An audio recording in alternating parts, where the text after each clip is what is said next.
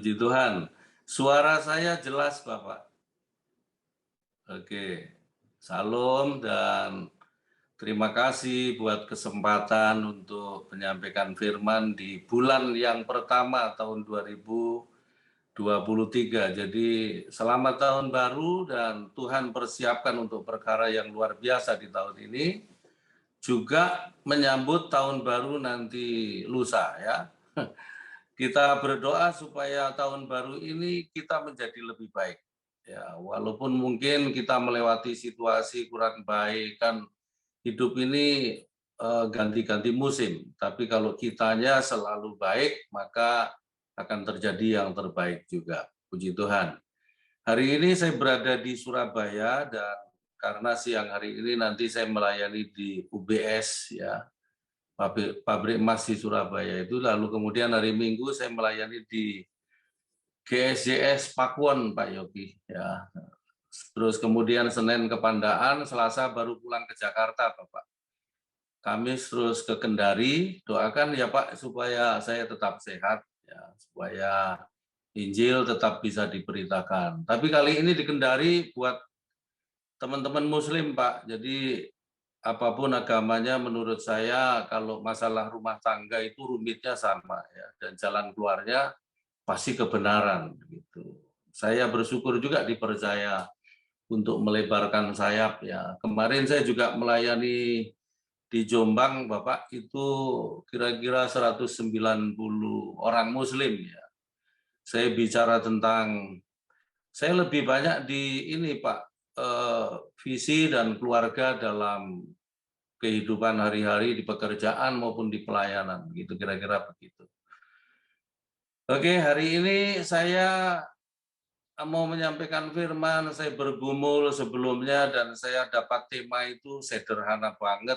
Mungkin temanya itu hari-hari kita dengar ya, tapi saya percaya firman selalu tepat buat kita ya. Temanya adalah Tuhan sanggup memulihkan.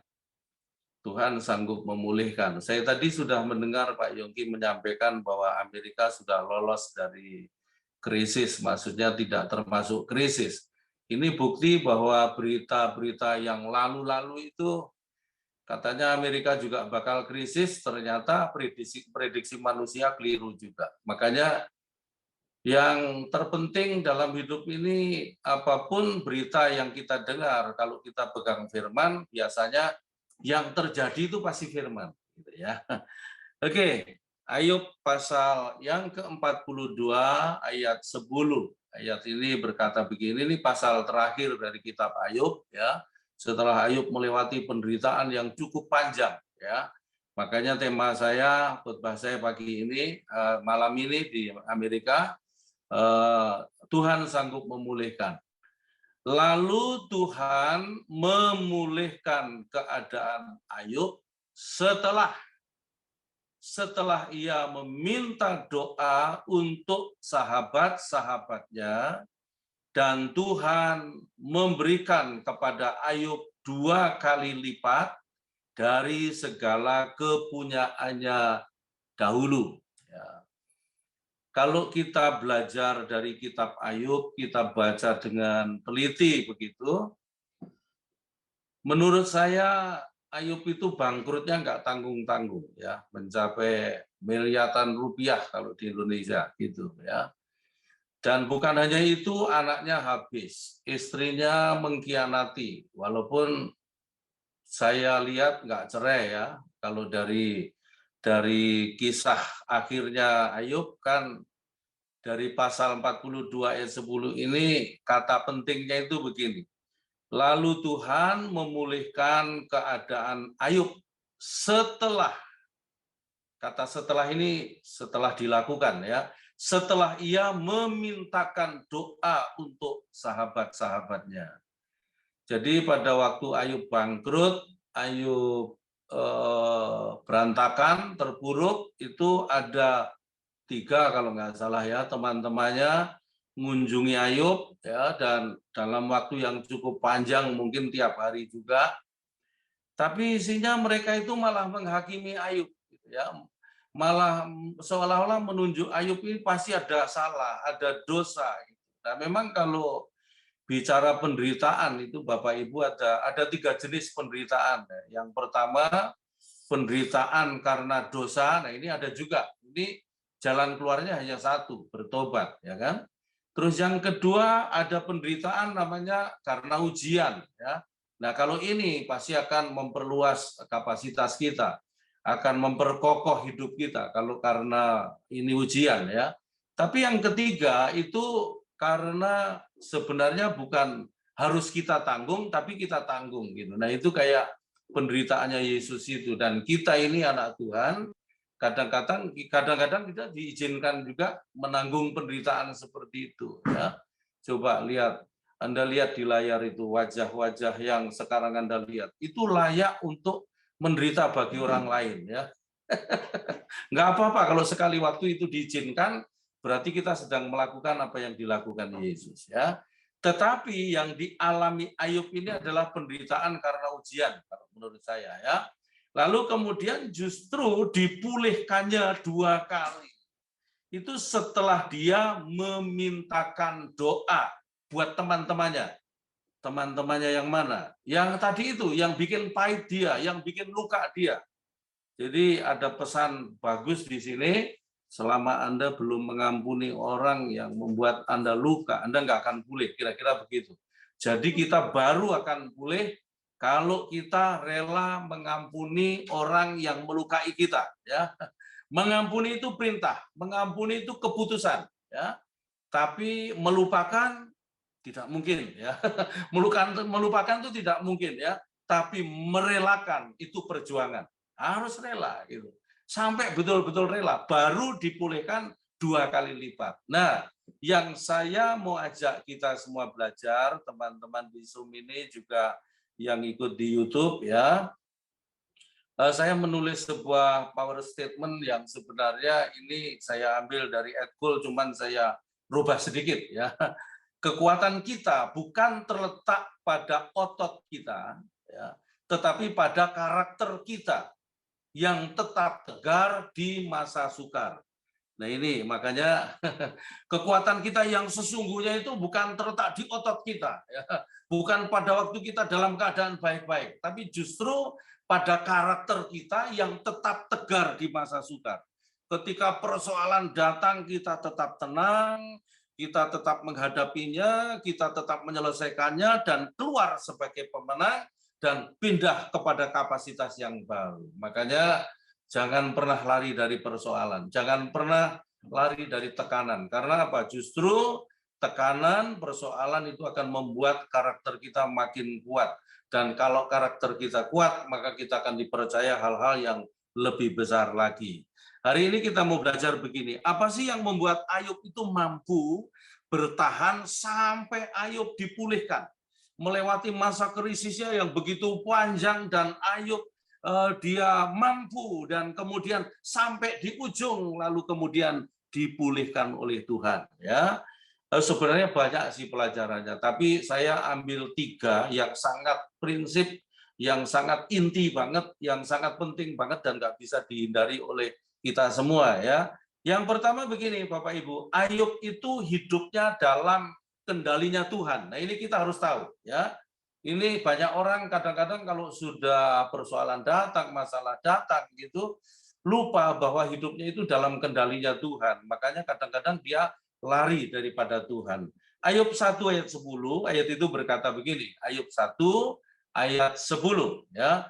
Bukankah engkau yang membuat pagar sekelilingnya dia, ya, sekeliling Ayub maksudnya, dan rumahnya serta segala miliknya, apa yang dikerjakannya telah kau berkati, dan apa yang dimilikinya makin bertambah di negeri itu. Jadi nanti PR-nya Bapak Ibu baca Ayub 1 satu pasal itu, ya, supaya ngerti daripada kaitannya dengan ayat-ayat ini. Maksudnya ayat pasal 1 ayat 10 ini, ya. Jadi sekali waktu anak-anak Tuhan itu naik ke surga, terus kemudian setan juga naik ke surga.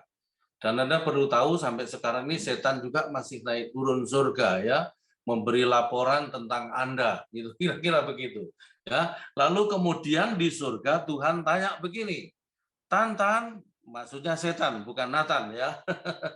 Apakah kamu melihat hambaku Ayub? Nah, gitu. Pertanyaannya begitu kira-kira. Kalau saya kemas dalam bahasanya Arek Surabaya ya. Apakah kamu melihat hambaku Ayub? Oh, aku melihat Tuhan, gitu ya. Terus jawabnya setan itu ayat 10 tadi itu. Itu perkataan setan yang kita baca tadi. Walaupun itu ayat suci, tapi ini perkataan setan. Tapi hari ini kita belajar dari setan berarti. Hal baiknya maksudnya ya. Rupanya ada hal baik juga loh ya. Perhatikan baik-baik, setan ngomongnya begini loh Bapak Ibu ya. Ayat 10 itu kalau saya kemas pakai bahasa yang simple dan mudah dimengerti, kira-kira begini. Aku melihat Tuhan, aku melihat Ayub. Nah, gitu. Apakah kamu melihat hambaku Ayub? Dan setan jawab begini, aku melihat Tuhan, aku lihat Ayub. Tapi bukankah Tuhan menaruh pagar sekelilingnya, ya, terus pagar sekeliling rumahnya, pagar sekeliling apa yang dimilikinya, sehingga apa saja yang dikerjakan menjadi berhasil, diberkati, dan bertambah-tambah. Kira-kira begitu. Jadi setan itu tahu loh, kita itu bertambah-tambah, tambah kaya, tambah diberkati, ada pagar sekeliling kita.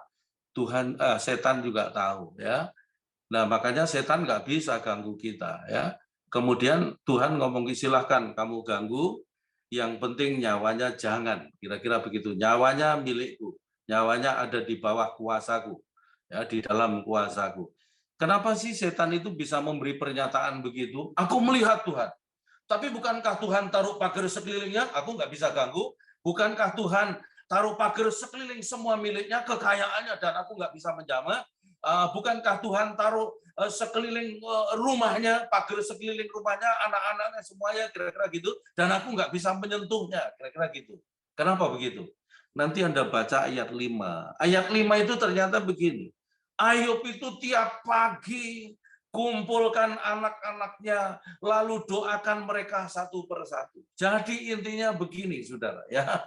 Kalau kita menjadikan doa itu sebagai gaya hidup, itu sama dengan membuat pagar sekeliling hidup kita sendiri. Kalau kita menjadikan doa itu gaya hidup kita, maka kita sama dengan membuat pagar sekeliling rumah kita sendiri. Kalau kita menjadikan doa itu sebagai gaya hidup, itu menjadi pagar sekeliling bisnis kita, sekeliling apa yang kita miliki. Intinya saya cuma mau ngomong begini, kalau doa itu menjadi gaya hidup, maka itu menjadi sebuah proteksi hidup kita sendiri. Nah, makanya sejak tahun 2005, setelah saya ngerti ini, prinsip ini, saya memilih begini. Saya dulu itu kalau doa itu begini, saya pendeta, jadi saya model doa saya begini Bapak Ibu. Saya doakan jemaat semua, saya doakan, nah terus sudah capek. Habis gitu baru mendoakan istri dan mendoakan anak-anak. Jadi istri dan anak-anak saya itu dapat waktu sisa, kualitasnya sisa juga. Nah sejak saya ngerti ayat ini, lebih baik saya tidak bisa mendoakan siapapun, tapi saya masih bisa mendoakan istri dan anak-anak saya dengan kualitas terbaik, dengan hati yang masih membara, dengan iman yang betul-betul full, begitu. Ya, jadi gini pilihan kita, prioritas kita, ya. Gaya hidup kita dalam doa itu harusnya begitu, ya. Sebelum kita mendoakan siapapun, kita harusnya mendoakan orang terdekat kita. Ya. Pertama saya lakukan ya kayak aneh. Pagi-pagi saya doakan begini istriku, Tuhan terima kasih buat wanita yang ada di sampingku. Dia orang terbaik dalam hidupku dan dialah yang membuat aku sampai sekarang seperti ini dan aku akan terus belajar bersama dia. Biarlah aku terus bertumbuh bersama dia, pokoknya bla bla bla saya doakan. Setelah doa, amin, saya ngomong begini, Ma, I love you. Istriku ngomong begini, halah halah halah kayak pacaran aja. Tapi saya lakukan sampai hari ini, Bapak Ibu, ya. Kepada keluarga saya yang baru juga saya lakukan seperti ini. Anak saya berangkat sekolah, saya panggil, sini Bapak doakan dulu ya.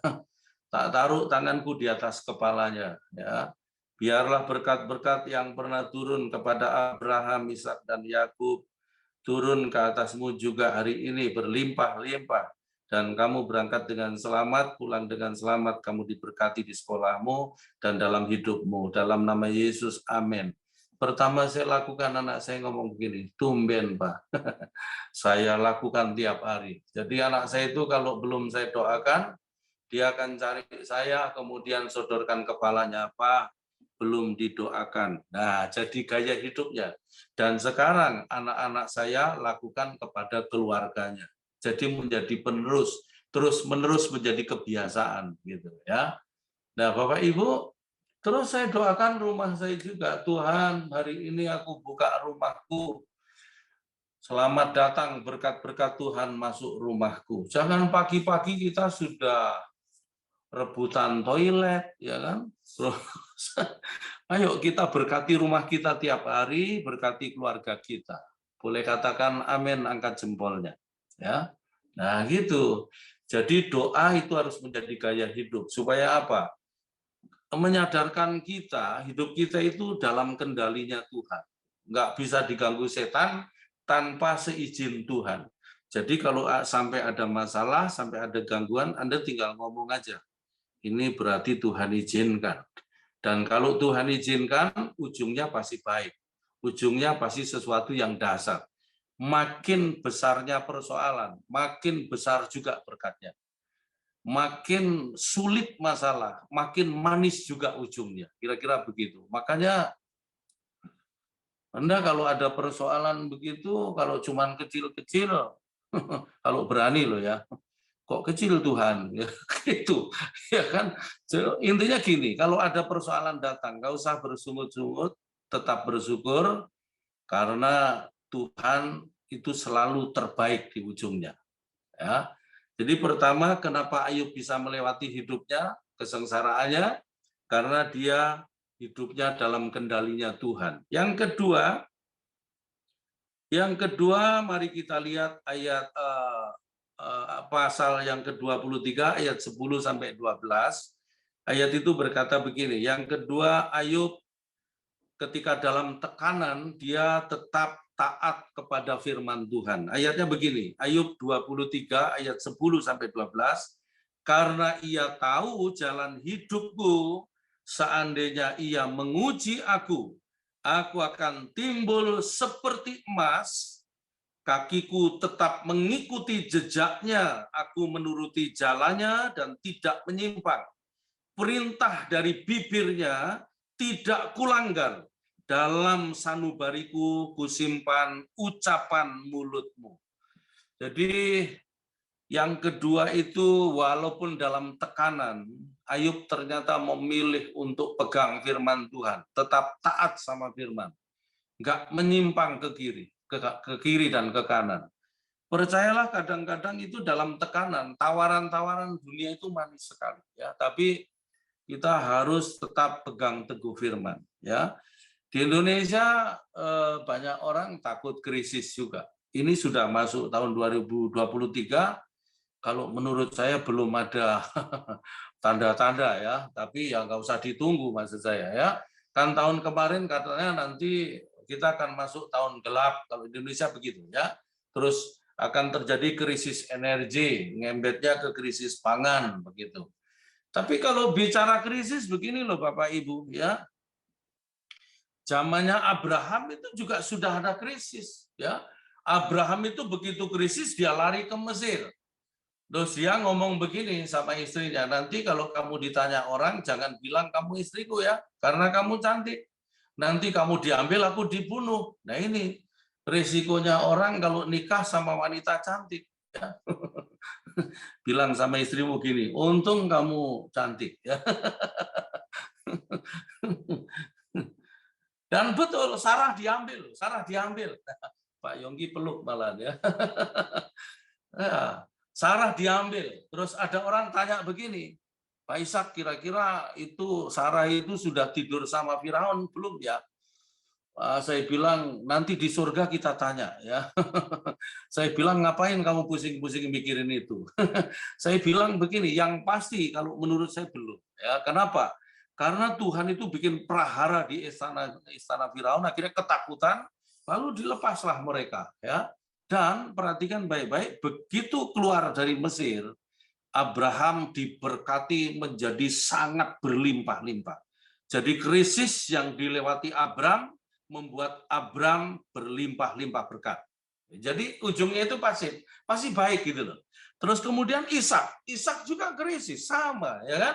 Sama dia juga ngomong begini sama istrinya, nanti jangan bilang kamu istriku ya. Nah, sama. Kebohongannya papanya nurun ke anaknya, nanti nurun ke cucunya jadi penipu malah. Nah, gitu.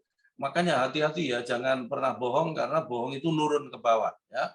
Nah, Ishak mau ke Mesir seperti papanya, tapi kemudian Tuhan ngomong begini, jangan ke Mesir, di situ saja aku akan pelihara kamu. Jadi kalau boleh pakai bahasa saya kira-kira gini, nggak usah kemana-mana, kamu tinggal aja di tengah krisis itu, nggak apa-apa, nanti aku pelihara kamu, aku berkati kamu. Nah, kata firman Tuhan begini, di saat krisis itulah Ishak itu menabur, ya kan? Nah, di tahun itu juga, nggak tunggu tahun depan, Ishak menuai 100 kali ganda dan menjadi kaya, semakin kaya, dan sangat kaya. Jadi krisis zamannya Ishak membuat Ishak menjadi sangat kaya. Ya. Saya percaya Tuhan sanggup pelihara kita di tengah keadaan seperti apapun. Ya, gitu. Lalu kemudian zamannya Yakub juga krisis juga. Tapi kemudian krisis yang dialami Yakub justru mempertemukan Yakub sama Yusuf, anaknya yang hilang itu. Jadi pokoknya di kesulitan apapun itu ujungnya itu Tuhan itu punya sesuatu yang bakal dinyatakan, kira-kira begitu. Ya kan? Krisisnya Naomi juga gitu, ya kan? Dia tinggalkan Bethlehem masuk Moab malah berantakan. Pulang, nah kemudian bawa mantunya, nah mantunya ini akhirnya nikah sama Boas. Lalu melahirkan generasi yang di bawahnya nanti sampai kepada Yesus. Jadi intinya begini, tidak ada krisis, tidak ada masalah yang tanpa tujuan. Tuhan itu mengizinkan semua terjadi karena ujungnya itu pasti kebaikan. Kira-kira begitu. Ya, sama di Jakarta itu tahun 98 itu juga krisis, kerusuhan, berantakan. Ya, saya waktu itu tinggal di perumahan yang sangat sederhana. Anak saya baru umur 8 tahun, yang besar, yang paling besar. Terus aku lihat di depan itu, di teras begitu, anak saya teriak-teriak, Pak, ayo Pak, ikut Pak. Maksudnya ada orang jarah TV, jarah. Anak saya minta ikut jarah. Kita pendeta. Ya, dia belum ngerti ya. Tapi kemudian Tuhan pulihkan juga ya. Makanya jangan takut krisis. Termasuk di Bekasi itu terjadi krisis beras ya. Saya nggak tahu sudah pernah cerita apa belum. Ya, saya pulang dari pelayanan, saya bilang, Mah, selamat sore. Istri saya biasanya jawab selamat sore juga, tapi dia kali itu, Pak, sekarang ini bukan hanya krisis dan Pak, kerusuhan loh. Di Bekasi ini krisis beras, nggak ada beras, toko-toko nggak ada beras, tukang beras nggak punya beras. Ini supermarket di depan kita ini nggak ada beras. Saya langsung jawab, ya sudah, Mah, nggak usah panik. Kalau memang nggak ada beras, kita nggak usah makan beras. Terus makan apa?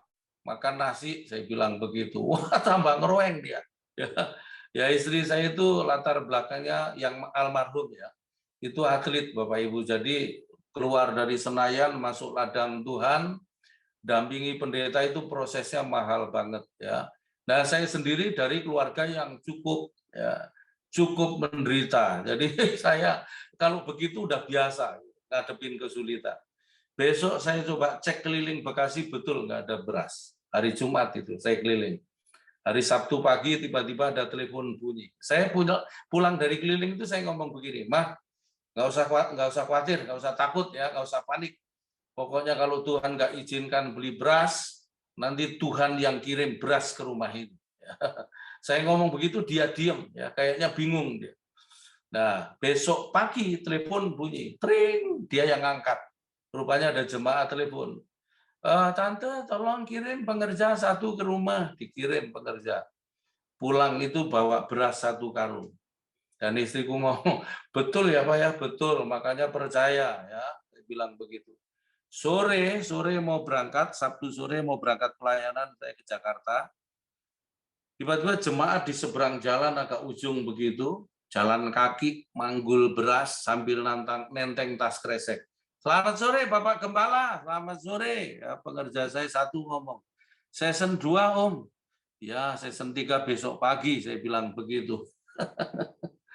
Tas kreseknya itu dibongkar sama istri saya, ada susu, ada gula, ada mie, ya telur, ya pokoknya banyak berkat ya. Terus di bawah itu ternyata diselipin ada kuku bima, obat kuat pria. Saya dalam hati saya, ini jemaat luar biasa Pak Ceklik begini, gembala dibawakan obat kuat kuku bima ya.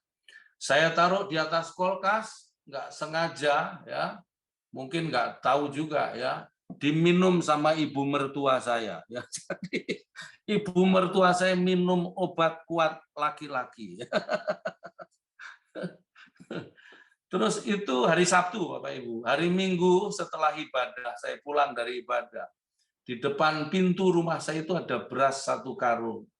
1 karung besar. Dan nggak tahu siapa yang bawa sampai hari ini. Ya. 1 karung besar. Hari Senin pagi saya ditelepon seseorang. Pak Ishak ada di rumah? Ada. Saya boleh datang Pak? Boleh. Ini orang datang ternyata bawa beras 1 ton. 1 ton. Saya masuk kamar, saya angkat tangan, dan saya berdoa begini, Bapak, biarkan krisis ini terus berjalan, nggak apa-apa, yang penting rumah ini nggak krisis. Maksudnya begini, Bapak Ibu, Indonesia, Amerika, mau jadi seperti apa, Tuhan tetap bertanggung jawab pelihara rumah kita. Itu yang penting. Ya, Tuhan tetap akan menolong kita dalam pekerjaan kita. Siapapun pemimpinnya, baik di Indonesia maupun di Amerika, dimanapun, ya, anak Tuhan tidak ditentukan oleh siapapun, tapi ditentukan oleh Tuhan. Jadi selama Tuhanmu, Tuhanku, Yesus, maka Yesus akan bersama-sama kita berjalan. Jadi makanya begini, pegang firman, ya, jangan keluar dari firman. Anda pernah nggak dengar kesaksian? Ini teman saya, ya. Dia merintis di satu desa, terus diizinkan nggak punya apa-apa kecuali beras. Ya.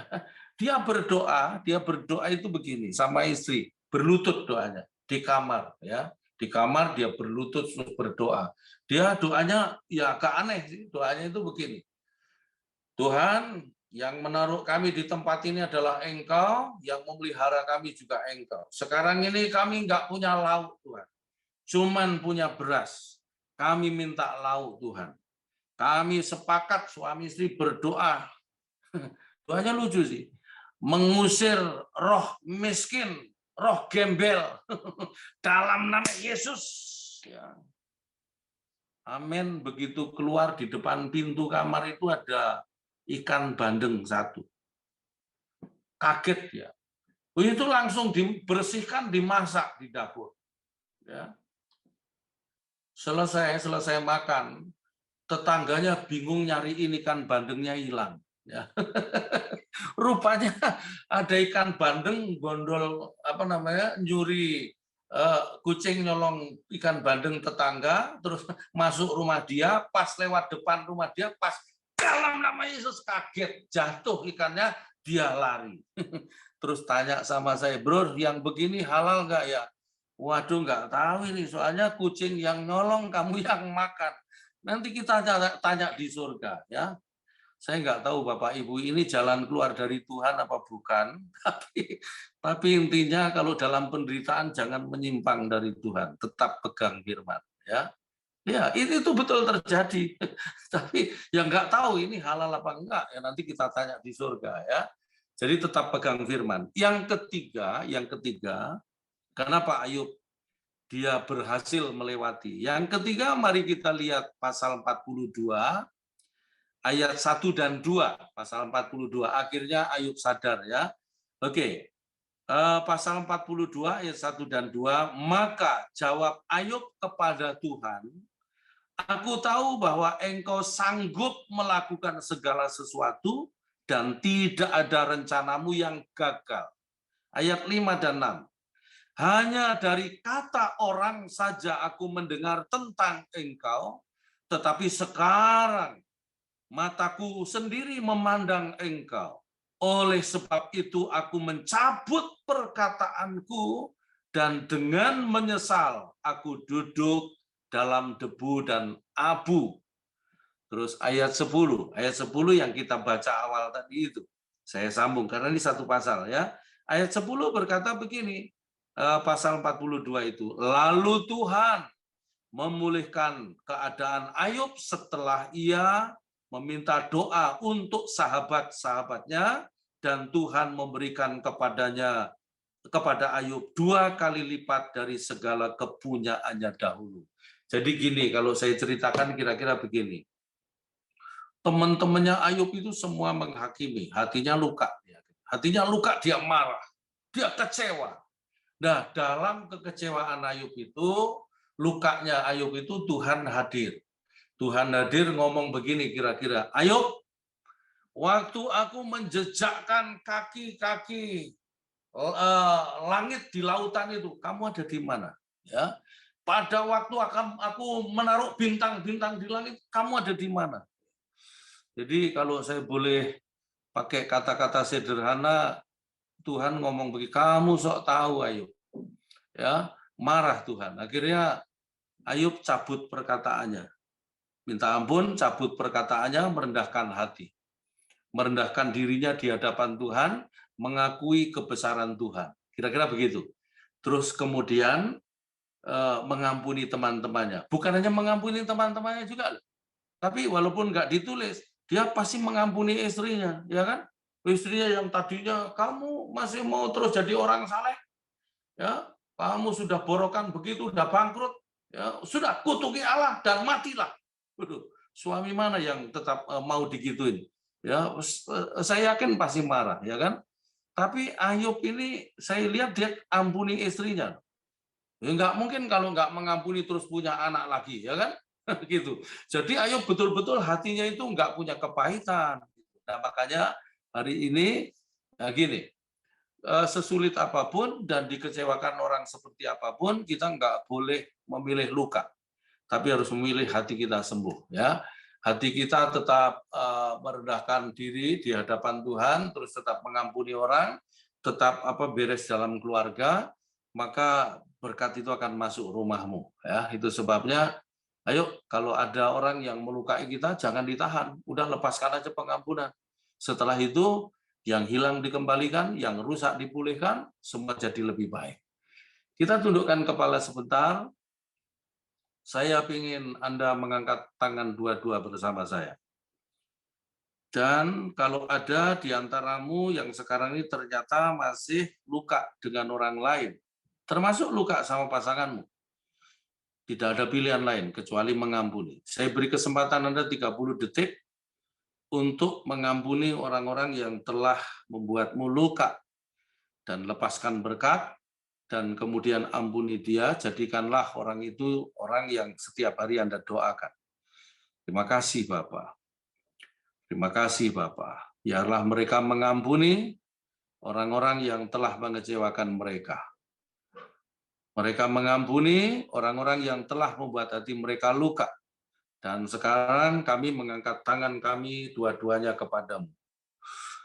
Bapak, Ibu, Saudara semua, percayalah dengan dua tanganmu itu, Tuhan akan mengerjakan perkara-perkara besar bersamamu.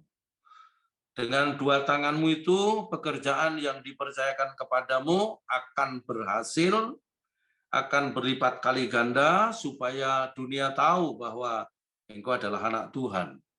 Bapa, berkatilah kami. Bapa, tolonglah kami, pimpin kami, pegang tangan kami, melewati setiap musim hidup kami. Supaya kami mampu melewatinya dengan benar, dan kami percaya di balik semua yang kami hadapi, ada berkat yang disiapkan Tuhan, ada rancangan yang indah yang bakal terjadi dalam hidup kami. Itu sebabnya Tuhan tolong, kalau ada di antara kami yang lemah, yang khawatir, yang takut, kami berdoa di dalam nama Yesus. Roh Kudus Engkau jamah supaya saudara-saudara kami yang ada di Zoom, di YouTube, semuanya diberkati. Terima kasih Bapak. Kami percaya tahun 2023 tangan kami akan dipercaya oleh Tuhan mengelola banyak hal dan berhasil dan diberkati, bahkan menjadi berkat bagi banyak orang di sekitar kami. Terima kasih Bapak. Kami serahkan hidup kami ke dalam tangan-Mu, jadilah menurut kehendak-Mu, dan Tuhan saja yang selalu dipermuliakan. Terima kasih Tuhan, dalam nama Yesus kami sudah diberkati mengucap syukur kepadamu. Haleluya, mari katakan amin.